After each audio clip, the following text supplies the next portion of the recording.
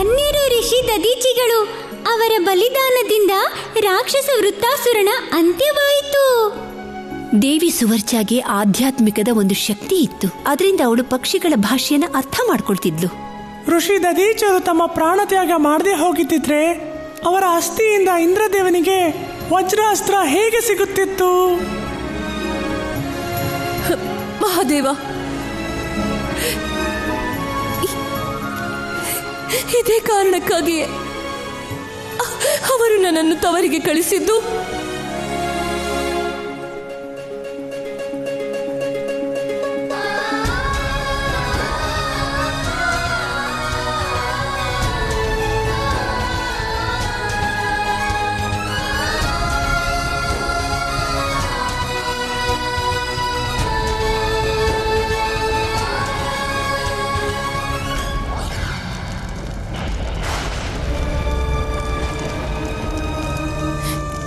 ನೀವು ದೇವತೆಗಳ ಒಳಿತಿಗಾಗಿ ನಿಮ್ಮ ಪ್ರಾಣವನ್ನು ಬಲಿದಾನ ಮಾಡಿದ್ದೀರಿ.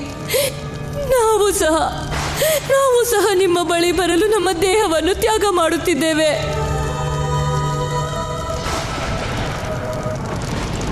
ದೇವಿ ಸುವರ್ಚ, ನಿಮ್ಮ ಗರ್ಭದಲ್ಲಿ ಋಷಿ ದದೀಚರ ಪುತ್ರ ಬೆಳೆಯುತ್ತಿದ್ದಾನೆ. ಅವರು ಸ್ವಯಂ ಮಹಾದೇವನ ಅವತಾರ.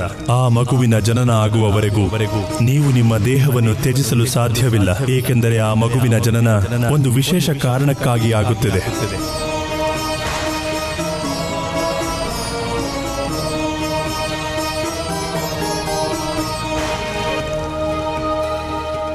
ದೇವಿ ಸುವರ್ಚ ತನ್ನ ಆಧ್ಯಾತ್ಮಿಕ ಶಕ್ತಿಯಿಂದ ಸಮಯಕ್ಕೆ ಮುಂಚಿತವಾಗಿಯೇ ಪುತ್ರನಿಗೆ ಜನ್ಮ ಕೊಟ್ಲು. ಆ ನವಜಾತ ಶಿಶುವನ್ನ ಅರಳಿ ಮರದ ಕೆಳಗಡೆ ಮಲಗಿಸಿ ಹೀಗಂತ ಹೇಳಿದ್ಲು: ನಮ್ಮನ್ನು ಕ್ಷಮಿಸಿ ಬಿಡು ಪುತ್ರ.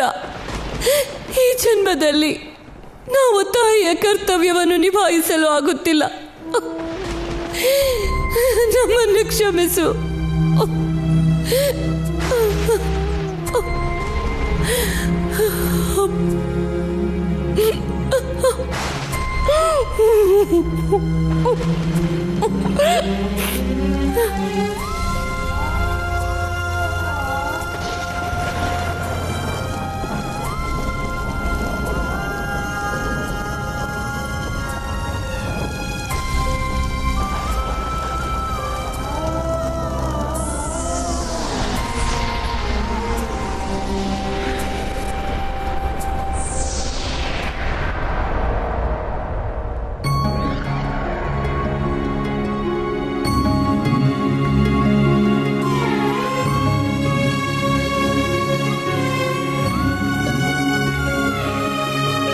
ಋಷಿ ದದೀಚಿ ಹಾಗೂ ದೇವಿ ಸುವರ್ಚರ ಮಧ್ಯದಲ್ಲಿ ಎಂತಹ ಪ್ರೇಮವಿತ್ತು ಅಂದ್ರೆ ಮೃತ್ಯುಗೂ ಕೂಡ ಅವರನ್ನ ಬೇರ್ಪಡಿಸೋಕ್ಕಾಗ್ಲಿಲ್ಲ. ಮಹಾದೇವನ ವರದಾನದಿಂದ ಅವರಿಗೆ ಪರಮಧಾಮ ಪ್ರಾಪ್ತವಾಯಿತು.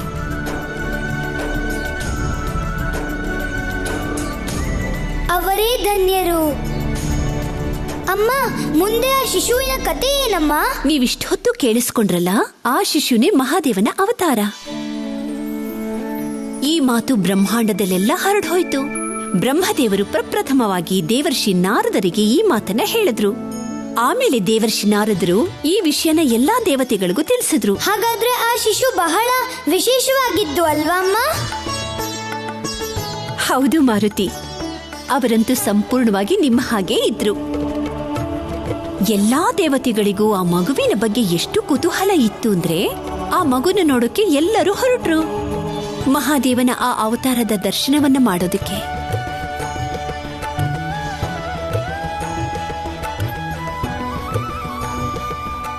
ಅಲ್ಲಿ ಹೋದ ನಂತರ ಅವರು ನೋಡಿದಾಗ ಆ ದಿವ್ಯ ಶಿಶು ವಿಶಾಲವಾದ ಅರಳಿ ವೃಕ್ಷದ ಕೆಳಗೆ ಆಟಾಡ್ತಾ ಇತ್ತು. ಆ ಶಿಶುವನ್ನು ನೋಡಿ ಬ್ರಹ್ಮದೇವರು ನಾಮಕರಣನ ಮಾಡಿದ್ರು. ಪಿಪ್ಪಲಾದ. ಹಾ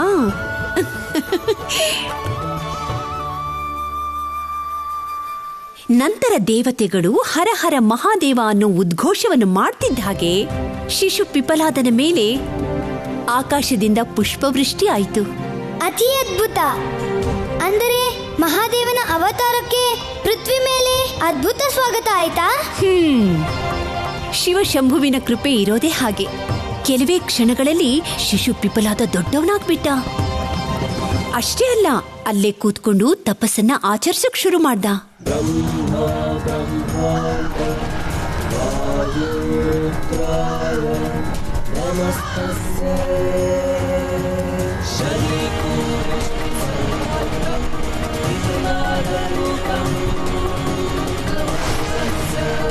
ಈ ಧ್ಯಾನಮಗ್ನ ಯುವಕ ಯಾರಾಗಿರಬಹುದು?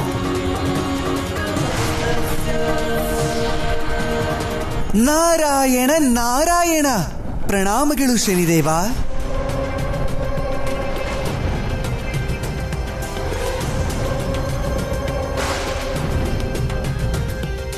ಯಾವ ಋಷಿ ದದೀಚೆಯ ಮೇಲೆ ನೀವು ದೃಷ್ಟಿ ಇಟ್ಟಿದ್ದೀರೋ ಅವರ ಪುತ್ರನೇ ಇವನು, ಪಿಪ್ಲಾದ.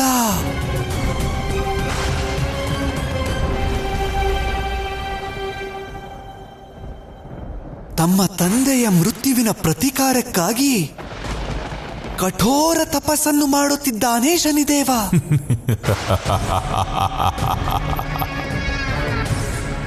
ಶನಿದೇವನಿಂದ ಪ್ರತಿಶೋಧ.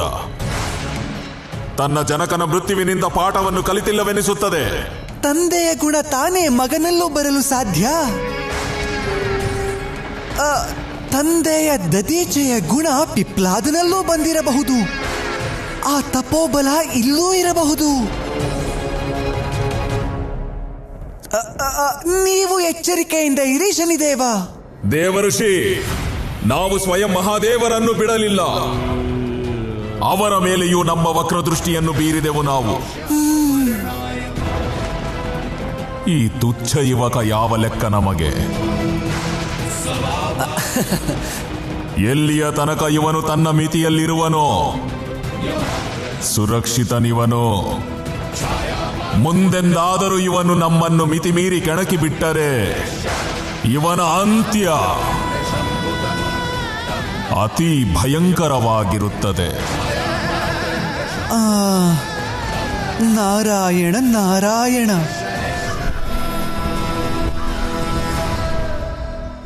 ನಾವು ಇಲ್ಲಿಗೆ ಬಂದ ಮುಖ್ಯ ಕಾರಣವೇನೆಂದರೆ ಇಂದು ನಿಮ್ಮ ತಂದೆಯವರ ಪುಣ್ಯತಿಥಿ. ನಿಮ್ಮ ತಂದೆಯನ್ನು ನೆನೆಸಿಕೊಂಡರೆ ನಮ್ಮ ಮನಸ್ಸಿಗೆ ಬಹಳ ದುಃಖವಾಗುತ್ತಿದೆ. ಅಂತಹ ಮಹಾನ್ ವ್ಯಕ್ತಿಯ ಸಾವು ಇಷ್ಟು ಭಯಂಕರವಾಗಿರಲು ಹೇಗೆ ಸಾಧ್ಯ ಎಂದು.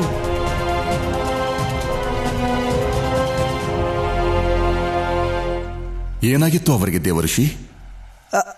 ನೀವು ಕೇಳುತ್ತಿದ್ದೀರಿ ಎಂದ ಮೇಲೆ ನಾವು ಹೇಳಲೇಬೇಕಲ್ಲವೇ? ವಾಸ್ತವದಲ್ಲಿ ನಿಮ್ಮ ತಂದೆ ಋಷಿ ದದೀಚೆಯ ಮೇಲೆ ಶನಿದೇವ ತನ್ನ ವಕ್ರ ದೃಷ್ಟಿಯನ್ನು ಬೀರಿದ್ದನು. ನಮ್ಮ ಘಾತಕ ದೃಷ್ಟಿಯಿಂದ ಇವರನ್ನು ಯಾರು ರಕ್ಷಿಸುವರೋ ನಾವು ನೋಡುತ್ತೇವೆ. ನಾರಾಯಣ ನಾರಾಯಣ, ನಮಗೆ ಆ ಭಯಾನಕ ದೃಶ್ಯವನ್ನು ನೆನಪಿಸಿಕೊಳ್ಳಲು ಭಯವಾಗುತ್ತಿದೆ ಪಿಪ್ಲಾದ. ಋಷಿ ದದೀಚೆಯ ಮೃತ್ಯುವಿನ ದುಃಖದಿಂದ ನಾವಿನ್ನು ಹೊರಗೆ ಬಂದಿರಲಿಲ್ಲ. ಅಷ್ಟರಲ್ಲಿ ಪತಿವ್ರತೆಯಾದ ನಿಮ್ಮ ತಾಯಿ ದೇವಿ ಸುವರ್ಚರು ಅಗ್ನಿಗೆ ತಮ್ಮನ್ನು ಅರ್ಪಿಸಿಕೊಂಡರು.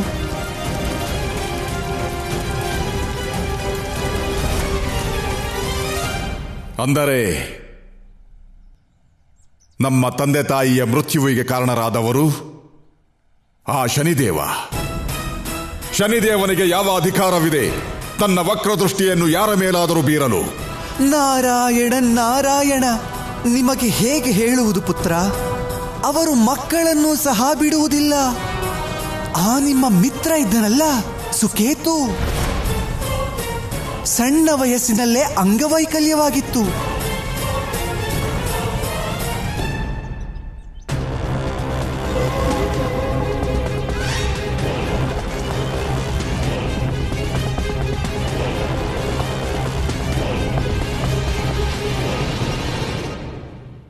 ನನ್ನ ಮಿತ್ರ ಸುಕೇತುವಿನ ಅಂಗವೈಕಲ್ಯ ಸಹ ಶನಿದೇವನ ಪ್ರಭಾವದಿಂದ ಆಗಿತ್ತೆ. ಅದರಲ್ಲಿ ಅವನ ತಪ್ಪಾದರೂ ಏನಿತ್ತು? ಅವನ ತಂದೆ ಶ್ರೀಹರಿಯ ಪೂಜೆಗೆಂದು ತಂದ ಹೂಗಳಿಂದ ಅವನು ತನ್ನ ತಾಯಿಗೆ ಮಾಲೆಯನ್ನು ಮಾಡಿಬಿಟ್ಟಿದ್ದ ಅಷ್ಟೇ. ಚಿಕ್ಕ ಬಾಲಕನ ಸಣ್ಣ ತಪ್ಪಿಗೆ ಅಷ್ಟು ದೊಡ್ಡ ದಂಡನೆ. ಶನಿದೇವ ಒಂದು ಕಡೆ ತನ್ನ ತಂದೆ ತಾಯಿಯರ ದುಃಖಾಂತ್ಯದ ವಿವರಣೆ, ಅವರ ಮೇಲೆ ಶನಿ ದೃಷ್ಟಿ ಬಿದ್ದಿತ್ತು ಅನ್ನೋ ವಿಚಾರನ ಕೇಳಿ ಪಿಪಲಾದ ವಿಚಲಿತನಾಗ್ಬಿಟ್ಟ. ಕೋಪ ಕೂಡ ಅವ್ರಿಗೆ ಅಷ್ಟೇ ಬಂದಿತ್ತು ಅಲ್ವಾ ಅಮ್ಮ? ಅವ್ರ ಸ್ಥಾನದಲ್ಲಿ ನಾವೇನಾದ್ರೂ ಇದ್ದಿದ್ರೆ ನಾವು ಆ ಶನಿದೇವನ ಹುಡುಕಾಟದಲ್ಲಿ ಹೊರಟೇ ಬಿಡ್ತಿದ್ವಿ ಅಮ್ಮ. ಸತ್ಯನೇ ಹೇಳಿದ್ರಿ ಮಾರುತಿ. ಆದ್ರೆ ಮಹಾದೇವನ ಪಿಪಲಾದದ ಅವತಾರ ಯಾಕಾಯ್ತು ಗೊತ್ತಾ? ಶನಿದೇವರ ಅಹಂಕಾರನ ಅಂತ್ಯಗೊಳಿಸೋದಿಕ್ಕೆ.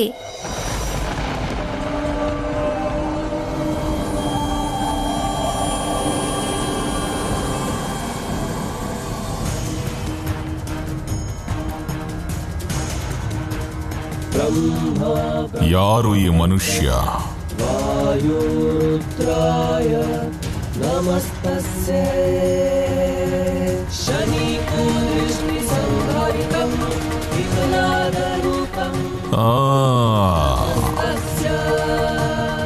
ಇವನು ದದೀಚಿಯ ಪುತ್ರ ಪಿಪ್ಲಾದ.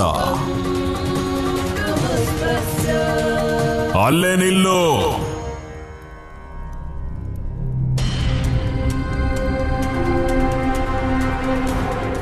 ನಮ್ಮ ಆಜ್ಞೆ ಇಲ್ಲದೆ ಈ ಶನಿಲೋಕವನ್ನು ಪ್ರವೇಶ ಮಾಡುವ ದುಸ್ಸಾಹಸ ಹೇಗೆ ಮಾಡಿದೆ? ನಮಗೊಂದು ವಿಷಯ ತಿಳಿಯಬೇಕಾಗಿದೆ ಶನಿದೇವ. ನಮ್ಮ ತಂದೆಯಿಂದ ಆದ ತಪ್ಪಾದರೂ ಏನು? ನಿನ್ನ ವಕ್ರ ದೃಷ್ಟಿಯನ್ನು ಅವರ ಮೇಲೇಕೆ ಹರಿಸಿದೆ? ನಾವು ಕರ್ಮ ಫಲದಾತ ಶನಿದೇವರು. ನಾವು ನಮ್ಮ ವಕ್ರ ದೃಷ್ಟಿಯನ್ನು ಯಾವಾಗ ಯಾರ ಮೇಲೆ ಬೀರುತ್ತೇವೆಂದು ಪ್ರಶ್ನೆ ಮಾಡುವ ಅಧಿಕಾರ ನಿನಗೇನು? ಸ್ವಯಂ ತ್ರಿಮೂರ್ತಿಗಳಿಗೂ ಇಲ್ಲ. ನಿಮ್ಮ ಮೇಲೆ ಇಷ್ಟು ದೊಡ್ಡ ಜವಾಬ್ದಾರಿ ಇರುವಾಗ ನೀವು ನಿಮಗೆ ಇಷ್ಟ ಬಂದಂತೆ ನಡೆದುಕೊಳ್ಳಲು ಆಗುವುದಿಲ್ಲ ಶನಿದೇವ. ಅತಿ ಪ್ರಲಾಪ ನಿಲ್ಲಿಸು ಯುವಕ. ಇನ್ನೊಂದೇ ಒಂದು ಶಬ್ದ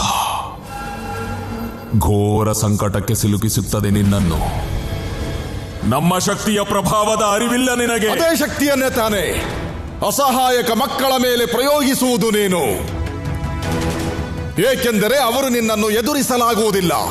ದುಷ್ಟ ಯುವಕ, ಶನಿಲೋಕಕ್ಕೆ ಪ್ರವೇಶಿಸಿ ಈ ಶನಿದೇವನನ್ನೇ ಅವಮಾನಿಸಿದೆ. ಇದಕ್ಕೆ ಶಿಕ್ಷೆ ಅವಶ್ಯವಾಗಿ ಸಿಗುವುದು.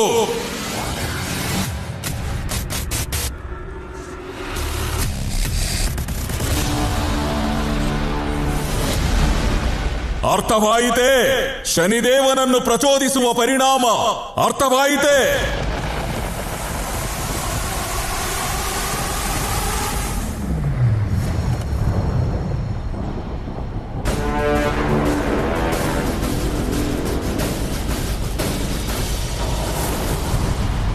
ಅಂದ್ರೆ ಶನಿದೇವ ಪಿಪ್ಲಾದರನ್ನ ಭೂಮಿ ಮೇಲೆ ಬೀಳ್ಸಿದ್ರ? ಹಾ, ಶನಿದೇವರಿಗೆ ಈ ವಿಷಯ ಗೊತ್ತಿದ್ದಿದ್ರೆ ಪಿಪಲಾದ ಮಹಾದೇವನ ಅವತಾರ ಅಂತ ಪಿಪಲಾದನ ಉಪೇಕ್ಷೆನ ಮಾಡ್ತಾನೇ ಇರ್ಲಿಲ್ಲ. ಆದ್ರೆ ಅವರಿಂದ ತಪ್ಪು ನಡೆದು ಹೋಗ್ಬಿಟ್ಟಿತ್ತು ಅಲ್ವಮ್ಮ? ಆ ತಪ್ಪಿಗೆ ದಂಡನೆ ಶನಿದೇವನಿಗೆ ಅವಶ್ಯವಾಗಿ ಸಿಕ್ಕಿರಬಹುದು ಅಲ್ವಮ್ಮ? ನಾವು ಸತ್ಯ ಹೇಳ್ತಿದೀವಲ್ವಾ? ಶನಿದೇವ, ನಮ್ಮ ವಿರೋಧ ನ್ಯಾಯಸಮ್ಮತವೇ ಆಗಿದ್ದು ಅದಕ್ಕೆ ನಿಮ್ಮ ವರ್ತನೆ ತಪ್ಪಾಗಿದ್ದರೆ ಈ ಒಣಗಿದ ಕಡ್ಡಿ ನಿನ್ನ ಶನಿಲೋಕದ ಆಧಾರ ಸ್ತಂಭವನ್ನು ನಡಗಿಸುವಲ್ಲಿ ಸಫಲವಾಗುತ್ತದೆ.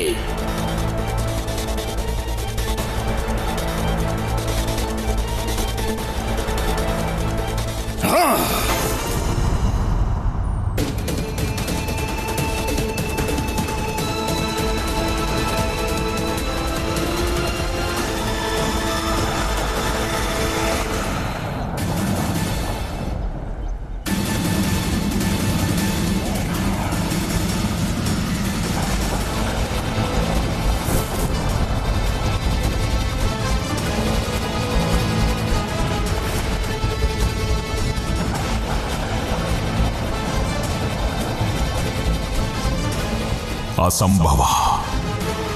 ಇವನು ಸಾಧಾರಣ ಮಾನವನಲ್ಲವೆಂದು ಭಾಸವಾಗುತ್ತಿದೆ ನಮಗೆ. ಆದರೆ ಇವನು ನಮ್ಮನ್ನು ಕೆಣಕುವ ಅಪರಾಧ ಮಾಡಿದ್ದಾನೆ.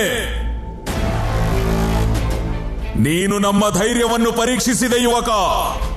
ಈಗ ನಿನ್ನ ಮೃತ್ಯು ನಿಶ್ಚಿತ.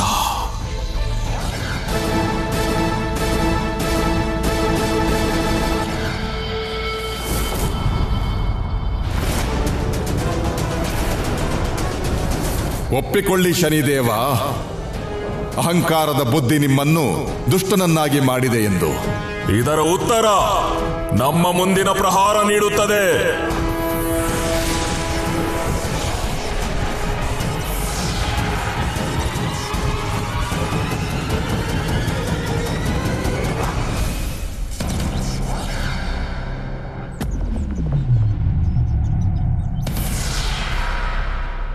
ಅಸಂಭವ.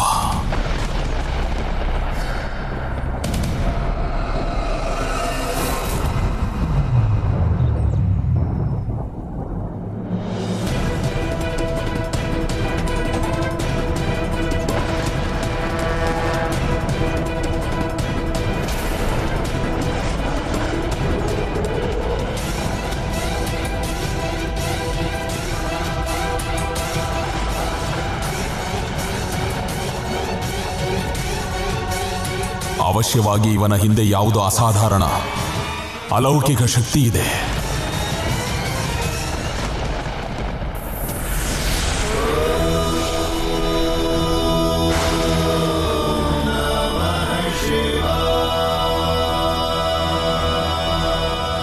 ಮಹಾದೇವ, ಕ್ಷಮಿಸಿ ಪ್ರಭು, ಕ್ಷಮಿಸಿ ಬಿಡಿ. ನಾವು ನಮ್ಮ ಅಹಂಕಾರದ ಮದದಲ್ಲಿ ಎಷ್ಟು ಅಂಧರಾಗಿದ್ದೇವೆಂದರೆ ನಾವು ನಿಮ್ಮನ್ನು ಗುರುತಿಸದೆ ಹೋದೆವು ಪ್ರಭು. ಕ್ಷಮಿಸಿ ಪ್ರಭು.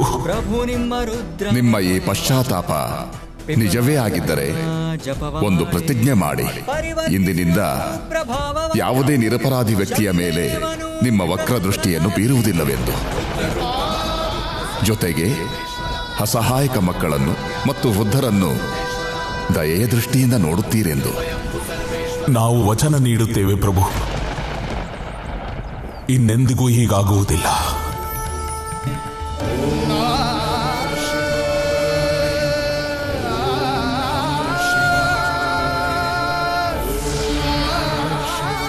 ಈ ಪ್ರಕಾರ ಮಹಾದೇವನ ಪಿಪಲಾದನ ಅವತಾರದ ಉದ್ದೇಶ ಸಂಪೂರ್ಣವಾಗೋಯ್ತು.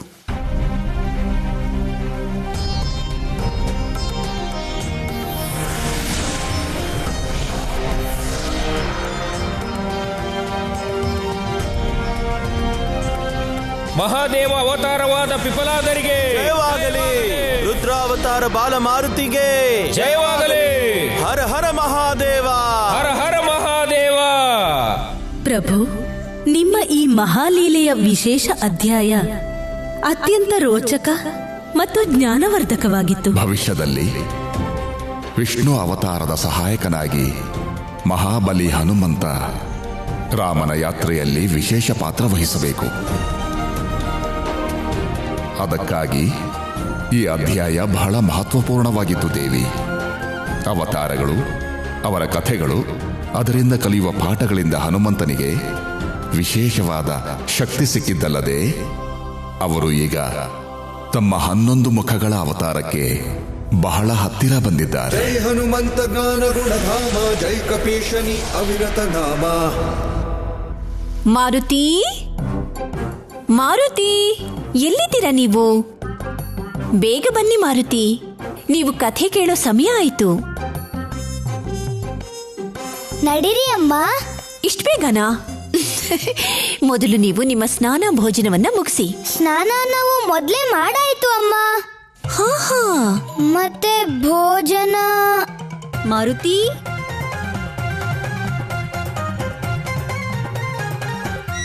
ಈಗಷ್ಟೇ ತಿಂದು ಬಂದಿದ್ದೀವಿ ಅಲ್ವಾ? ಹೊರಡೋಣವಾ ಅಮ್ಮ?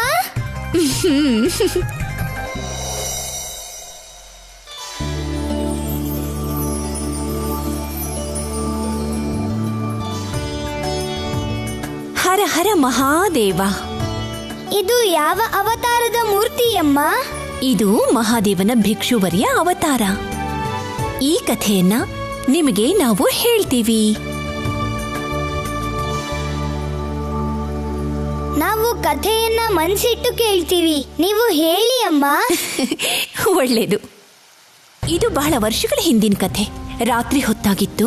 ವಿದರ್ಭದ ರಾಜ ಸತ್ಯರಥ ಹಾಗೂ ಅವನ ಪತ್ನಿ ಮತ್ತೆ ಅವನ ಶಿಶು ಜೊತೆಲಿ ಅವನು ತನ್ನ ಕೋಣೆಯಲ್ಲಿ ಮಲ್ಕೊಂಡಿದ್ದ. ಅವನಿಗೊಬ್ಬ ಮಂತ್ರಿ ಇದ್ದ. ಅವನು ತುಂಬಾನೇ ಷಡ್ಯಂತ್ರಗಳನ್ನ ರಚಿಸ್ತಾ ಇದ್ದ. ಅವನು ಶತ್ರುಗಳ ಜೊತೆ ಸೇರ್ಕೊಂಡಿದ್ದ. ಅವನು ಆ ಸಮಯದಲ್ಲಿ ಮೆಲ್ಲೆ ಮೆಲ್ಲಗೆ ರಾಜನ ಕೊನೆಗೆ ಪ್ರವೇಶಿಸ್ದ. ಯಾಕೆ ಗೊತ್ತಾ? ರಾಜ ಸತ್ಯರಥನ ಹತ್ಯೆ ಮಾಡೋದಕ್ಕೆ. ಮಹಾರಾಣಿ, ಏನಾಯ್ತು ಮಹಾರಾಜ? ನಮ್ಮ ರಾಜ್ಯಕ್ಕೆ ಏನು ಸಂಕಟ ಬಂದಿದೆ. ಸಂಕಟ?